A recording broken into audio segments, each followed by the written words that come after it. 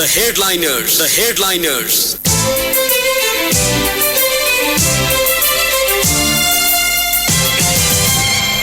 नमस्कार श्रोता, रेडियो कान्तिपुरको नियमित कार्यक्रम द हेडलाइनर्स लिएर आज म अनिल बोगटी उपस्थित भएको छु। कार्यक्रममा आज हामी माओवादी केन्द्रको 8औं महाधिवेशनले तय गरेको राजनीतिक कार्यदिशा र पार्टी नेतृत्वमा पुष्पकमल दाहालको निरन्तरता लगायत विषयको सेरोफेरोमा रहेर सो पार्टीका एकजना नेता खिमलाल देवकोटासँग कुराकानी गर्दैछौं।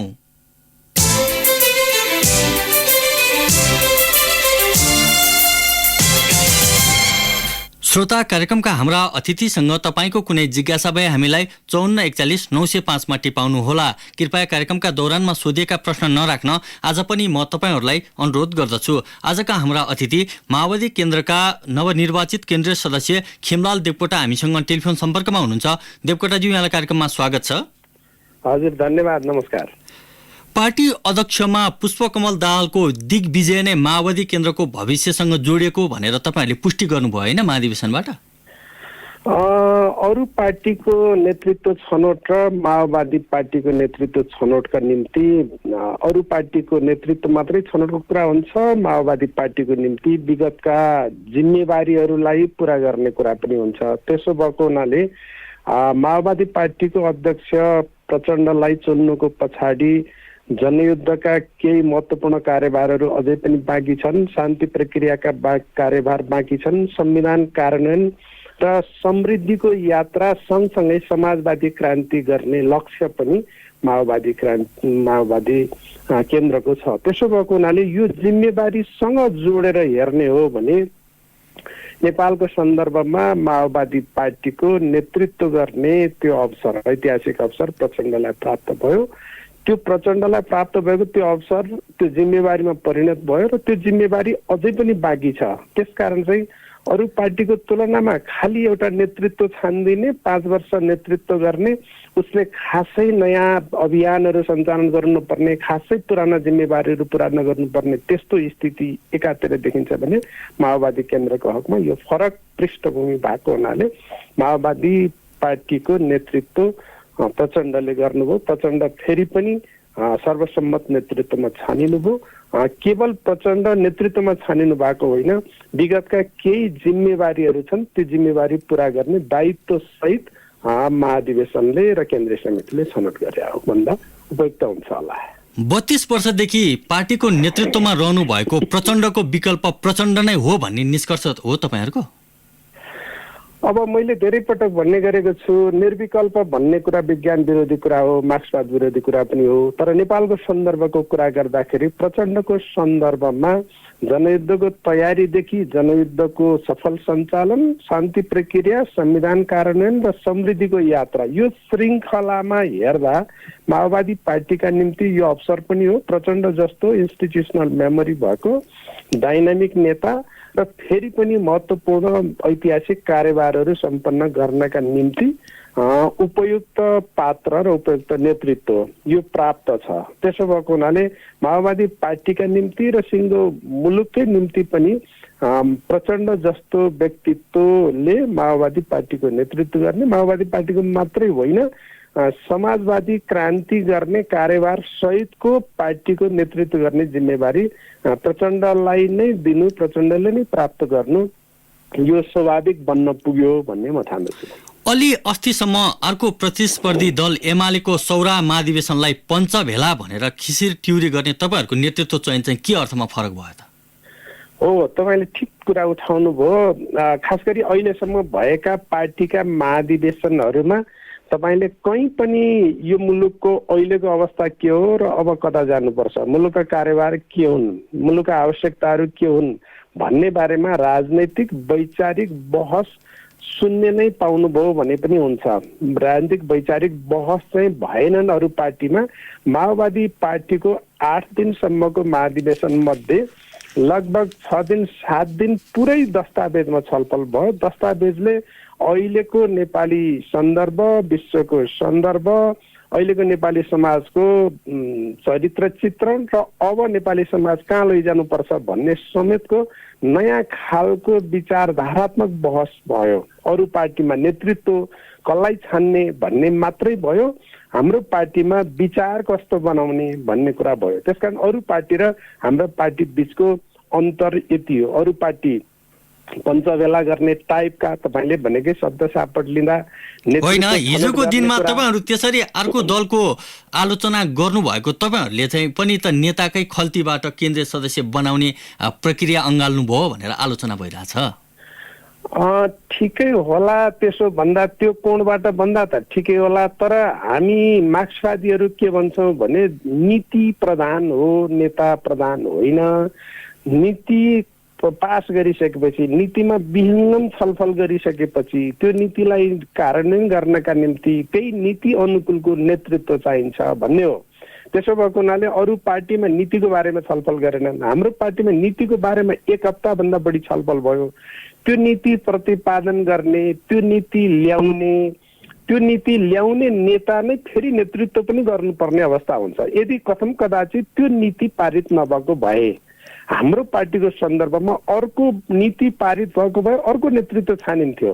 तर अरू पार्टीका सन्दर्भमा तपाईँले हेर्नुभयो भने नीति जुनसुकै छानिए पनि नेता एउटा छानिने। तपाईँले योभन्दा अगाडिका अरू पार्टीका महाधिवेशन हेर्नुभयो भने नीति एउटाको, नेतृत्व अर्काको। नीतिमा जे कुरामा पनि सहमति गरिदिने तर नेतृत्वमा कुनै हालतमा नछोड्ने, यस्तो विसङ्गति चाहिँ अरू पार्टीहरूमा देखिन्छ।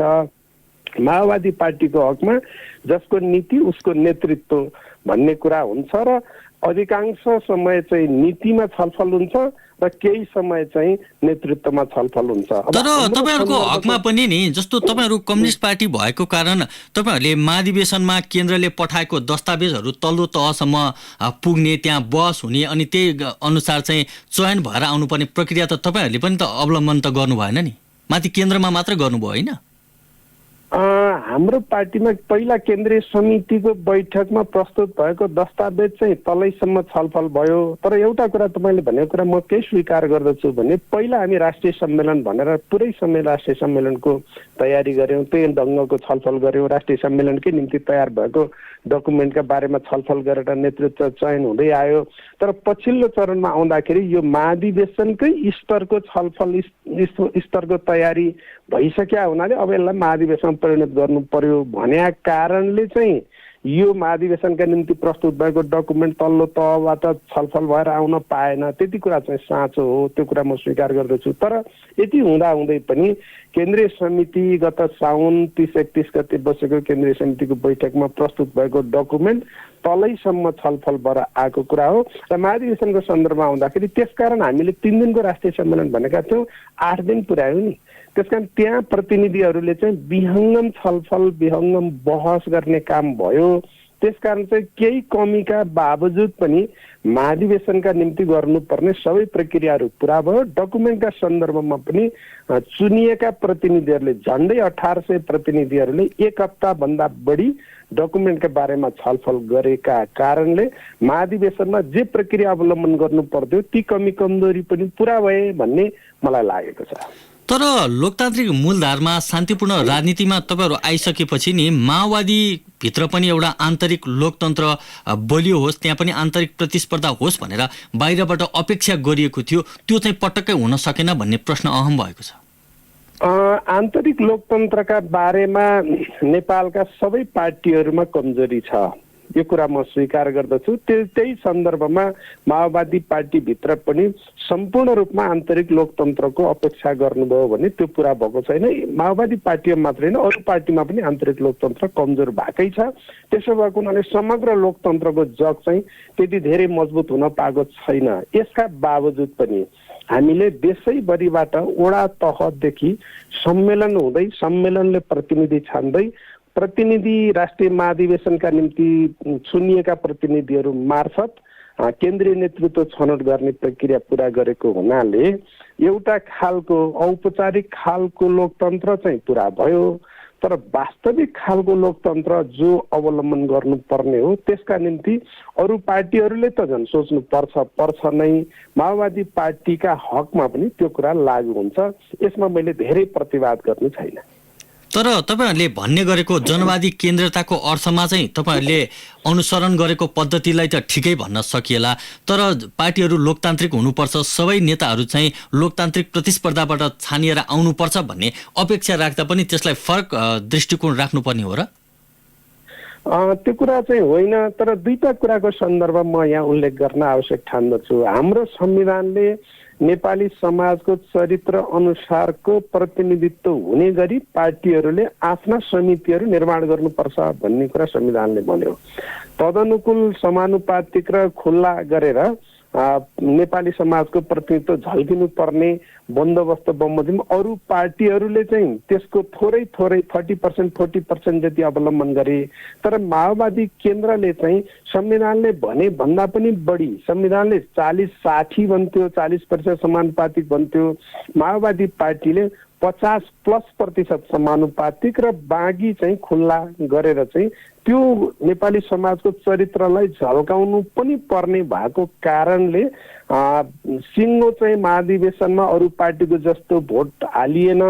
तर हामीले त्यसलाई चाहिँ म्यानेज गर्नका निम्ति प्रदेश स्तरको छलफल गरेर समानुपातिक प्रतिनिधित्व गर्नुपर्ने पात्रहरूका बारेमा त्यहाँ भएका उपयुक्त पात्रहरू मध्ये विधानले तोकेको योग्यता पुगेका मानिसहरू लाई मनोनयन पत्र मार्फत मनोनयन पत्र दाखिला गर्न लगाएर त्यो मनोनयन पत्र अनुसार प्रस्तुत गरेको प्यानल प्रस्तावलाई एकमतले समर्थन गरेको कुरा हो। त्यसो भएको हुनाले हाम्रो सन्दर्भमा तपाईले भनेको कुरा म बुझ्दछु, आन्तरिक लोकतन्त्र अरू पार्टी जस्तो चुनावै किन भएन, बाक्सा किन थापिएन, मतगणना किन भएन भन्ने कुरा भन्नुभयो भनेदेखि त म चाहिँ धेरै मैले त्यसमा प्रतिवाद गर्न सक्दिनँ। तर चुनाव मात्रै हाम्रो दायित्व होइन, हामीले नेपाली समाजको प्रकृति झल्किने गरी नेतृत्वमा ल्याउनु पनि पर्ने, आन्तरिक प्रतिस्पर्धा पनि गराउनु पर्ने। त्यसकारण आन्तरिक प्रतिस्पर्धाको माध्यमबाट नेपाली समाजको चरित्र झल्किने गरी समावेशी र समानुपातिकमा अरू पार्टी भन्दा अब्बल हुने गरी अहिलेको नेतृत्व छनौट भएको छ भन्ने कुरा चाहिँ सबै हिसाबले विहङ्गम हिसाबले अध्ययन गरिसकेपछि माओवादी केन्द्रको नेतृत्व र निर्वाचन प्रणाली, सहमतीय निर्वाचन प्रणाली ठिकै भएको रहेछ भन्ने निष्कर्षमा पुग्नु हुनेछ भन्ने मलाई विश्वास। तपाईले भन्नुभएको जस्तै यो बाक्सै थापेको भए नि तपाईहरुको पार्टीभित्र अहिले पदाधिकारी चयनमा जुन खालको सकस देखिएको छ, अस्तिको केन्द्रीय कमिटीले त्यो विषयलाई टुङ्गो लगाउन सकेन, अर्को केन्द्रीय कमिटीसम्मका लागि थाती राखिएको थियो, त्यसो हुँदैन थियो, सजिलै नै पदाधिकारी चयन हुन्थ्यो भन्ने छ हो। पार्टीको उद्देश्यको कुरा हुन्छ। पार्टीको उद्देश्य चाहिँ राजनीतिक दस्तावेज एकातिर संगठन अर्कोतिर बनाउने हो अथवा राजनीतिक उद्देश्य कार्यान्वयन नगर्ने खालको संगठन बनाउने हो भने बाक्सा थाप्दा हुन्थ्यो भन्ने मलाई लाग्छ। अरू पार्टीका हकमा राजनीतिक उद्देश्य पूरा गर्नुपर्ने छैन, केवल नेतृत्व छनौट गर्नु छ, त्यसो गर्नुभयो। तर हाम्रो सन्दर्भमा नेतृत्व छनौट मात्रै कुरा थिएन। हाम्रो सन्दर्भमा अबको नेपाली समाजलाई कता लैजानुपर्छ, कसरी त्यसलाई चाहिँ नेतृत्व गर्नुपर्छ, नेपाली समाजका अपेक्षा कसरी पूरा गर्नुपर्छ भन्ने ढङ्गको दस्तावेज जो पारित भएको छ, त्यो दस्तावेज कार्यान्वयन गर्नका निम्ति, पारित भएको दस्तावेज कार्यान्वयन गर्नका निम्ति बाक्सा थापिएर भोट खसालिएको नेतृत्व मात्रै पर्याप्त हुँदैन थियो। त्यसकारण जसले त्यो नीति प्रस्तुत गर्यो त्यो नीति कार्यान्वयन गर्नका निम्ति त्यो नेतृत्व आवश्यक हुन्छ। यो कुरा चाहिँ लोकतन्त्रकै सन्दर्भमा पनि बहस गर्न जरुरी छ, सच्याउन जरुरी छ। अहिलेसम्म भनिएको आन्तरिक लोकतन्त्र, बाक्सा थापिएको, भोट हालिएको, भोट गनिएको नेतृत्व र विचारलाई कार्यान्वयन गर्ने खालको नेतृत्वका बीचमा कहीँ न कहीँ भेद छ। त्यो भेदलाई मेटाउन जरुरी छ। माओवादी पार्टीको सन्दर्भमा केवल बाक्सा थापेर नेतृत्व छान्ने कुरा मात्रै थिएन, पार्टीले तय गरेको नीतिलाई कार्यान्वयन गर्ने नेतृत्व पनि आउन जरुरी थियो। त्यसो भएको हुनाले आयो। अब केन्द्रीय समितिको पदाधिकारीको कुरा जहाँसम्म कुरा छ, अध्यक्ष प्रचण्डले सार्वजनिक रूपमै भन्नुभएको छ, हामीलाई नेतृत्व छनौट गर्नका निम्ति कुनै बाधा छैन, कुनै झमेला छैन, हाम्रा बिचमा कुनै विवाद छैन। खालि एउटा सन्दर्भमा अध्यक्ष छनौट भइसकेपछि एक हप्ता पछि पदाधिकारी छनौट गर्दाखेरि पनि केही बिग्रदैन भन्ने कारणले एक हप्ता अगाडि पछाडि गएको हो। यो झन्झट भएर झमेला भएर विवाद भएका कारणले होइन। पहिलो प्रक्रिया भनेको, पहिलो अप्सन भनेको सहमति मोडेल हो। निर्वाचनको सहमति हुन सकेन भने बहुमतीय प्रक्रिया मार्फत मत विभाजनको प्रक्रिया मार्फत मतदान हुने कुरा स्वाभाविक छ। पदाधिकारी छनौटको प्रक्रियामा पहिलो सहमतिको प्रक्रिया अवलम्बन हुन्छ, भएन भने बहुमतीय या मत विभाजनको प्रक्रिया अवलम्बन हुन्छ। त्यसमा धेरै झन्झट हुन्छ भन्ने मलाई लाग्दैन। अब नेतृत्व र पदाधिकारी चयन पछि नै खेमलाल देवकोटाज्यू, अब मैले तपाईँले अघि उठाउनु भएकै जस्तो राजनीतिक कार्यदिशाको विषयमा जान चाहे। तपाईँहरूको महाधिवेशनले पारित गरेको दस्तावेज भन्छ 21औं शताब्दीमा समाजवादको नेपाली बाटो। के भन्न खोज्नु भयो हो? अहिलेसम्मको नेपाली समाज चाहिँ हामीले सामन्तवादका विरुद्ध जनवादी क्रान्ति सम्पन्न गर्ने भन्यौं। आजसम्मको नेपाली कम्युनिस्ट आन्दोलनको इतिहासले जति बेला संघीय लोकतान्त्रिक गणतन्त्रको संविधान जारी भयो, जारी भइसकेपछि सबै कम्युनिस्ट पार्टीहरूले स्वीकार गरेको कुरा के हो भने यो त्यो ढङ्गले जनवादी क्रान्ति सम्पन्न भयो। जनवादी क्रान्तिको केही बाँकी कार्यभारहरू छन्, सामन्तवादका अवशेषहरू छन्, एकाधिकार पुँजीवादका विरुद्ध लड्ने कुरा छ। अबको बाटो भनेको समाजवादी क्रान्तिको बाटो हो भनेर, समाजवादी क्रान्ति त हो, तर संसारका मुलुकहरूले समाजवादी क्रान्ति जसरी गरे त्यसरी नै गर्ने कुरा चाहिँ नेपालको सन्दर्भमा बेठिक हुन्छ। नेपालको आफ्नो परिस्थिति छ, आफ्नो चरित्र छ। त्यसो भएको हुनाले नेपाली प्रकृति अनुसार नै नेपालमा समाजवादी क्रान्ति गर्ने भनेको हो। त्यसो भनेको चाहिँ नेपालको सन्दर्भमा ठ्याक्कै बुझ्ने कुरा के हो भने एकाधिकार दलाल पुँजीवादले गाँजेको छ नेपाली समाजलाई, नेपाली राज्यलाई। त्यो एकाधिकार पुँजीलाई चाहिँ प्रतिवाद गरेर राष्ट्रिय पुँजीमा परिणत गर्न सक्ने दलहरू चाहियो। त्यस्तो खालको चाहिँ क्रान्तिको जरुरत पर्यो। तपाईहरूले भन्नुभएको यो क्रान्तिका लागि नि हिजो विगतमा तपाईहरूले भन्ने गर्नुभएको मार्क्सवादका मुख्य विशेषताहरू भनेर भन्ने गरिएको वर्ग सङ्घर्षको कुरा होला, बल प्रयोगको कुरा होला, सर्वहारा अधिनायकत्वको कुरा होला र निरन्तर क्रान्तिको कुराहरू, यो कुराहरू चाहिँ तपाईँहरूको राजनीतिक दस्तावेजमा पटक्कै नआउने अनि तपाईँहरू फेरि पनि समाजवादी क्रान्ति सम्भव छ भन्ने? तपाईँले एकदम ठिक प्रश्न उठाउनु भयो। जनवादी क्रान्ति गर्दाखेरि अवलम्बन गरिएका रणनीति र कार्यनीतिहरू समाजवादी क्रान्तिका निम्ति जस्ताको तस्तै अवलम्बन गर्न सकिन्न। त्यसो भएको हुनाले हिजो वर्ग सङ्घर्ष भन्यो, सर्वहारा वर्गको अधिनायकत्व भन्यो, अनि त्यसपछि निरन्तर क्रान्तिको कुरा गर्यौँ।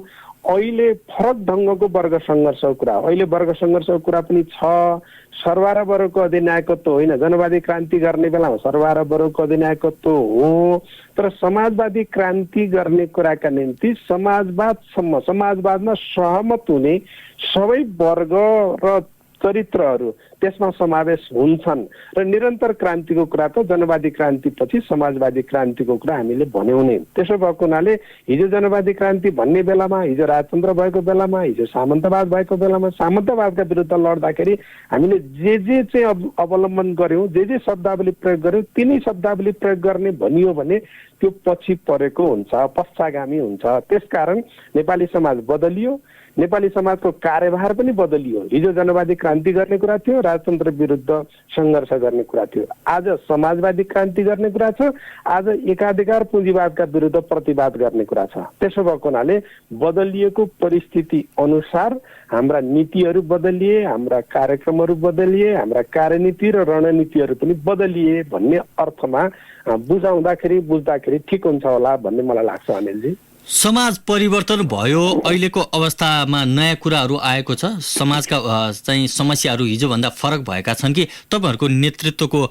आचरण जीवनशैली पनि परिवर्तन भएको छ? तपाईँले भनेको कुरा चाहिँ आंशिक सत्य हो। नेपाली समाजको चरित्र बिल्कुल परिवर्तन भएको छ, त्यसमा कुरा छैन। एकात्मक थियो, राजतन्त्रात्मक थियो, त्यसपछि सामन्ती अवशेषहरू, सामन्ती नेतृत्व थियो।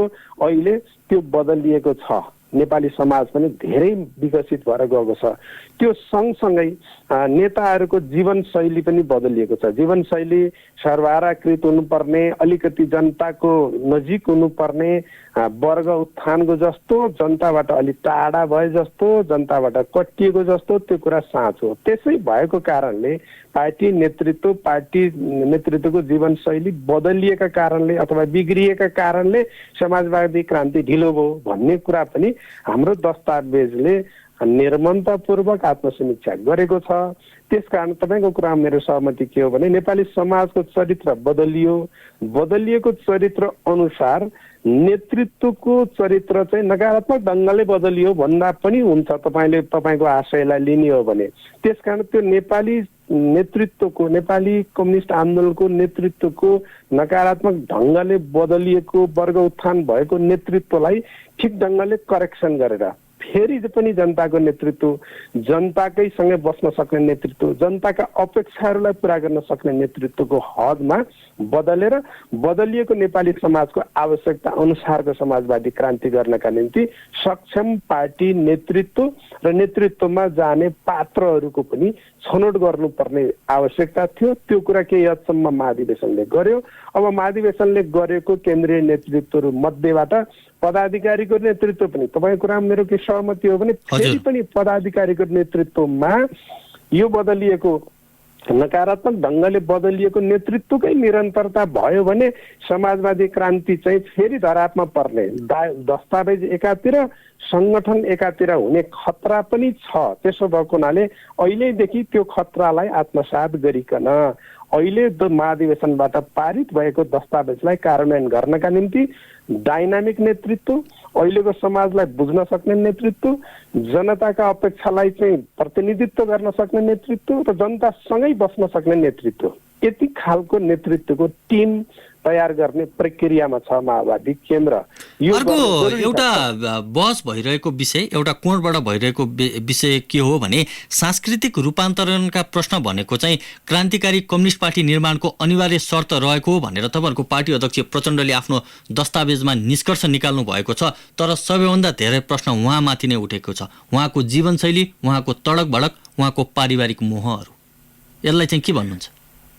तपाईँले यो कुरा तपाईँले पनि टिप्पणी गर्नुभयो, धेरैजनाले टिप्पणी गरेको कुरा तपाईँ मार्फत अभिव्यक्त गर्नुभयो।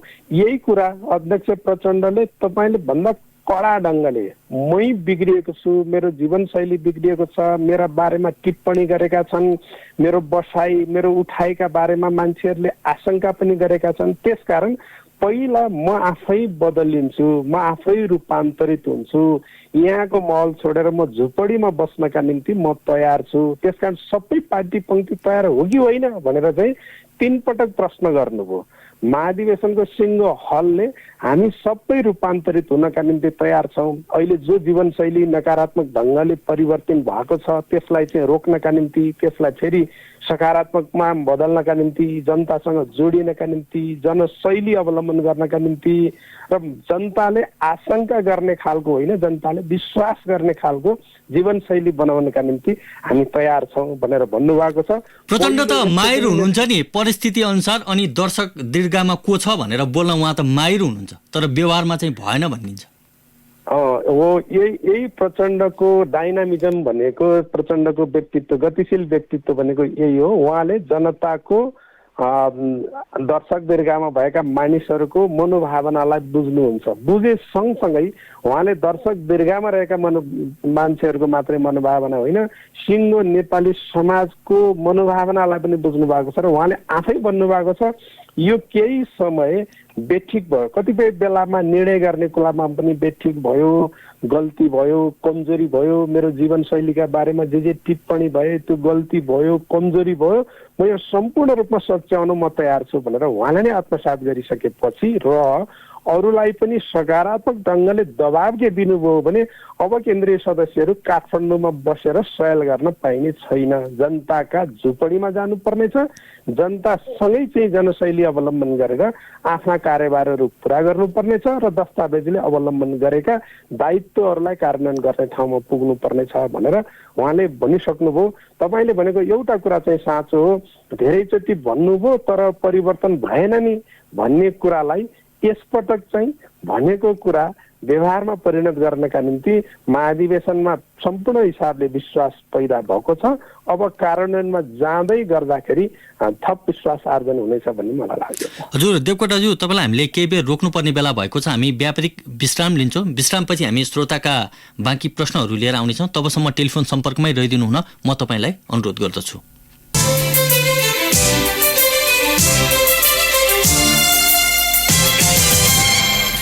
ब्रेकपछि स्वागत छ श्रोता। कार्यक्रममा आज हामी माओवादी केन्द्रको 8औं महाधिवेशनकोले तय गरेको राजनीतिक कार्यदिशा र नेतृत्वमा पुष्पकमल दाहालको निरन्तरता लगायत विषयको सेरोफेरोमा रहेर सो पार्टीका एकजना नेता खिमलाल देवकोटासँग कुराकानी गरिरहेका छौँ। देवकोटाज्यू, यहाँलाई ब्रेकपछि फेरि पनि स्वागत छ। हजुर, धन्यवाद, नमस्कार। अब मैले तपाईँलाई श्रोताको प्रश्नतर्फ लैजान चाहेँ। समय अभावका कारण तपाईँबाट मैले संक्षिप्त जवाबको अपेक्षा गरेको छु। सुधा लामिछानेले बुटोलबाट सोध्नु भएको छ, एकातिर तपाईँहरू वामपन्थी शक्तिबीचको सहकार्य भन्ने अनि मिल्ने फेरि लोकतान्त्रिक चरित्रको पार्टी नेपाली कङ्ग्रेससँग सत्ता गठबन्धन गर्ने, यो अलि असुहाउँदो भएन र भनेर सोध्नु भएको छ।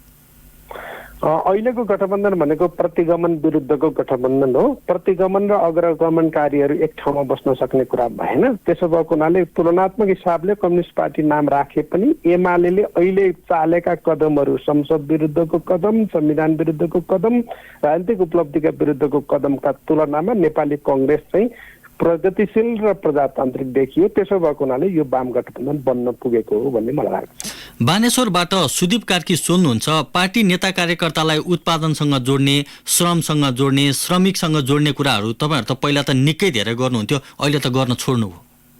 हेटौँडा महाधिवेशनले उत्पादन ब्रिगेड भनेको थियो, त्यो कहाँ गयो भन्ने कुरा अहिलेको महाधिवेशनमा धेरै खोजी भयो। खोजी भए अनुसार चाहिँ अहिले त्यसलाई नयाँ ढङ्गले पुनर्स्थापित गरेर अब उत्पादनमा जोडिनु बाहेक अर्को विकल्प छैन भन्ने निष्कर्ष महाधिवेशनले निकालेको छ।